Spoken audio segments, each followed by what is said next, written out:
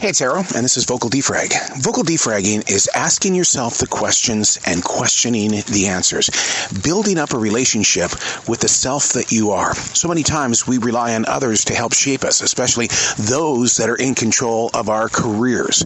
Hey, do it this way. Do it this way. I told you to do it this way. Don't do it your way. Make it my way. And so we get shaped. And what happens is there's a lot of disgruntled people. There's a lot of sadness. There's a lot of misguided answers and questions and steps, and then we sit there and wonder, well, where did I go wrong? Have you ever sat down and asked yourself real, honest-to-God questions and then questioned the answers? That's really what the goal is. The goal is to build up a better relationship with yourself. I keep two different defrag journals. One is a handwritten journal so that I can have physical evidence of the questions that I have asked, and B, a vocal defrag because I need to know the empowerment of conversation, to be able to listen to the inflection, the pitch, the volume, the tone. This is Vocal Defrag. Very interesting subject today. It came to me while writing in my morning pages. Are we trying to catch up or keep up? Look around you. Mainly look at yourself. Are you trying to catch up or keep up? There's really a big difference there, and I was very shocked to come across a lot of research that has gone into this subject. Because to catch up means that you have fallen behind, and to keep up means, hey, I'm equal with you, but I'm just going to keep up with you, or keep up with the expectations that you've placed on yourself.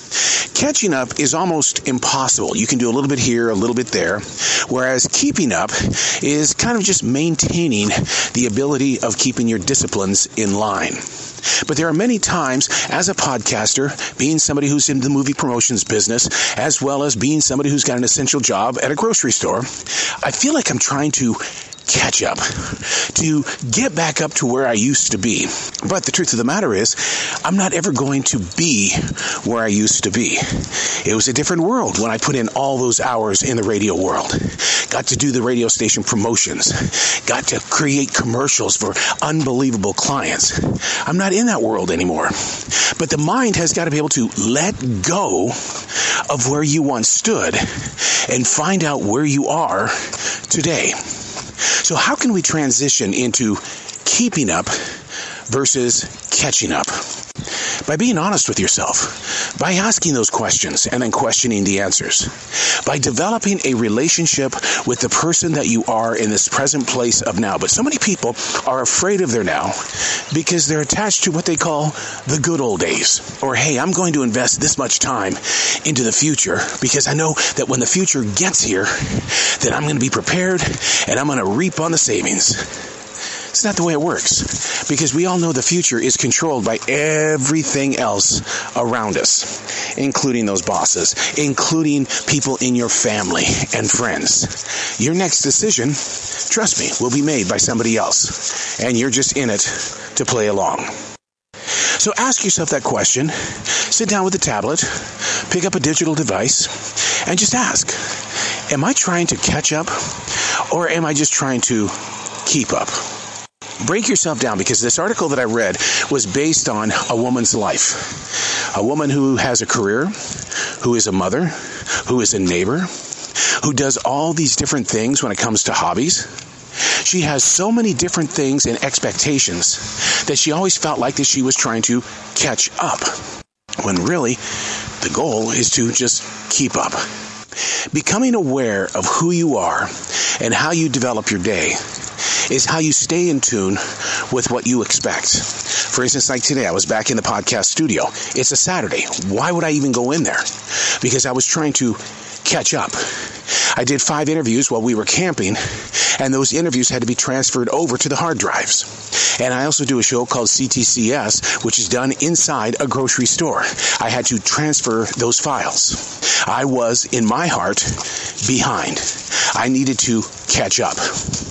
But then, when you start thinking about it, was I really trying to catch up or just keep up with what I normally do on a Saturday? Spend a little less time inside the studio, just transferring, not producing, just bringing things together. I didn't go in there to pay my bills. I didn't go in there to do anything fancy or post anything that was going to get me some hits on the web. The goal was to change my mindset. I'm not trying to catch up. I'm just trying to keep up with what I normally do. So maybe put that in your process of some of the things that you'll do today. Decide for yourself what you want to do and how you want to execute it. How you talk to yourself and how you present yourself in the mirror plays a big role in this game of catch up or keeping up. Be nice to yourself. Look at what you're doing and change out that word, I'm just trying to catch up. No, you're trying to keep up. Remember, catching up means you have fallen behind. Keeping up is that you're just right there with them. You're very equal, and you just want to measure up. Ask the questions, question the answers. I call it defragging. Get to know who you are and start being better than what you were yesterday. I'm Arrow, and that's Vocal Defrag.